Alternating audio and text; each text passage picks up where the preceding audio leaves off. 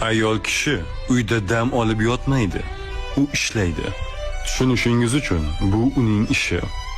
Erkak kishi esa uydan tashqarida ishlaydi. Agar siz uydan tashqarida ishlasangiz, dam olish uchun qayerga borasiz? Uyga. Agar siz uyda ishlasangiz, dam olish uchun qayerga borasiz? Uydan tashqariga. Ya'ni erkak ishlaydigan tarafda ayol kishi dam olishi kerak. Ayol kishi ishlaydigan joyda esa erkak dam olishi kerak. Shuning uchun ayolimga doim aytaman: dugonalaring bilan dam ol, birga qahva ich. Tushunamanki, u dam oladi. Do'konlarga borishadi, kafega borishadi, dugonalari bilan birga dam oladi. Tushunyapsizmi? Ayol kishi uyda dam olmaydi. Shunchaki biz erkaklar shunaqa o'ylaymiz. To'xta, men uyda dam olyapmanmi?